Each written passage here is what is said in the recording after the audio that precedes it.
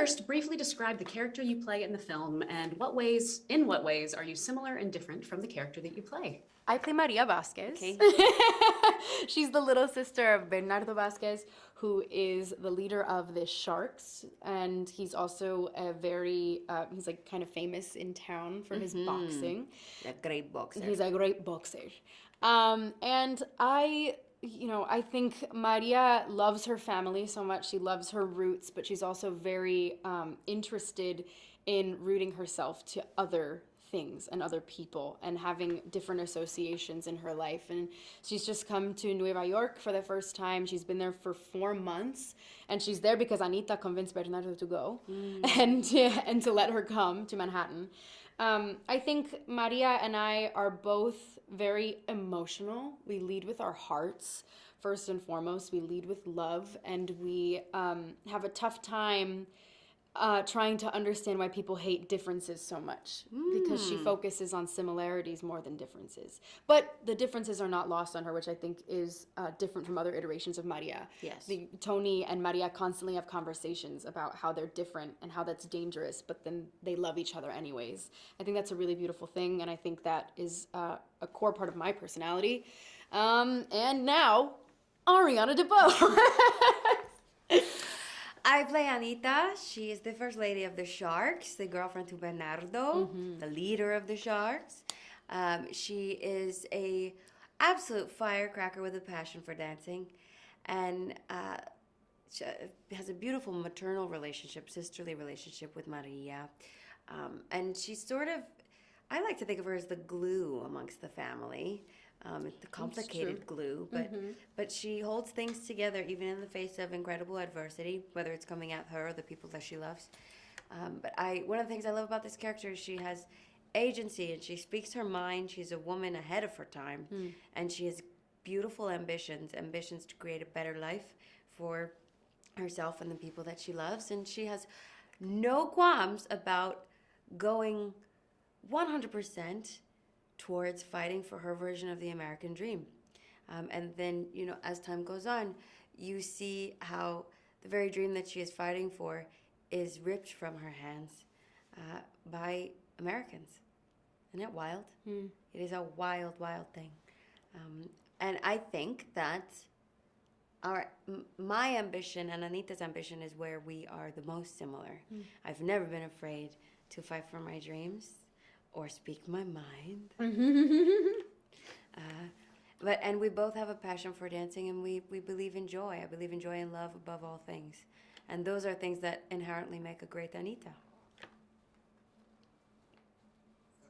How familiar were you with the stage play and the earlier film prior to being cast? I watched the movie for the first time when I was 6 or 7 years old, and I was hooked. And I had the CDs and the records and CDs. the Arthur. Did you have the cassette? I did. Yeah, for sure. It was it was an integral part of my upbringing. It was Rita Moreno was the first woman I saw on screen who looked like me and who represented me, and I was so enraptured by her performance and by her as a person. She was a pioneer. We wouldn't be sitting here today without her and her leadership and her guidance. And then I played the role on stage when I was 16 years old, so I became very familiar with the source material on the musical side as well.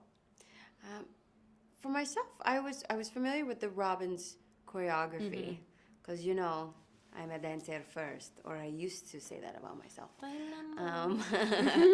But I fell in love with the 61 film when I was a kid, sitting crisscross applesauce in my grandmother's floor, just glued to the television, watching the woman in the purple dance, just exude joy. And then I came to know her as Rita Moreno, and she was the closest thing that I could find at the time to a role model or a woman who I thought looked like me. Was the experience of being directed by Steven Spielberg anything like what you imagined it would be? And what, if anything, surprised you about it? No.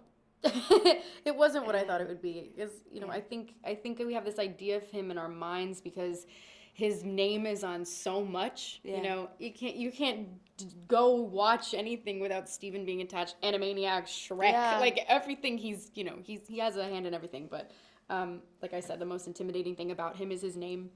And the second you meet him, he's a human, he's generous, and he loves what he does for a living. And he also cares a lot. He cared a lot about West Side Story. I didn't realize what a huge musical buff he was. That was surprising to me. He's like a little fangirl. He is a fangirl, and he goes to see all of the shows on Broadway. He loves to go backstage and talk to the cast. Yeah, I first met him at Hamilton. Yeah. And I was like, oh my God, thank you for coming to our little skit. And he was like, our little skit. I'll never forget it. And he had such a big smile on his face.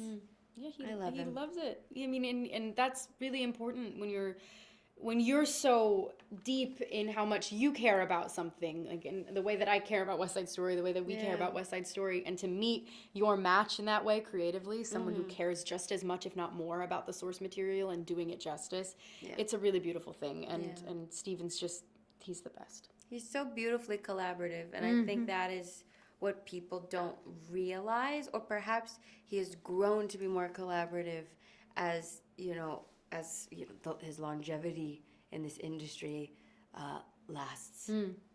Yeah. It's fascinating because I think I was expecting a director to say, you should do it like this, and you should do it like this, and then you should move here, and by the numbers. And instead he said, how about you just go run wild? Yeah. And I said, that sounds great. Which, to unless me. it was like a technical thing or a Janusz thing, Yeah. it was very much like, let's do it and see where we go. Yeah, and see then, what happens. And then we'll fine tune. It was great. Yeah. Would do it again. He's great. Call us. We're down. All right, what do you think makes this film relevant for today's audiences? It's this Yeah. timeless for a reason. You know, It's lived for 64 years for a reason. No one has forgotten the music or the plot for 64 years for a reason. Well, and it speaks to lessons that we continually do not learn as a society. Yeah, history is doomed to repeat itself. That's what the story's really about. It's like, it's one of those things where you can tell it's going to be on loop. That story is going to be on loop because in our iteration, at least, Tony talks about how he went to prison for almost beating a kid to death. And that's exactly what goes on in our film. It's just going to keep happening until they finally have a conversation and they finally meet halfway. And there's a little glimmer of hope at the end when the sharks help to carry Tony's body with the jets into Doc's drugstore and they mourn together because honestly they're really there for Maria in my opinion because she loses her mind in front of them.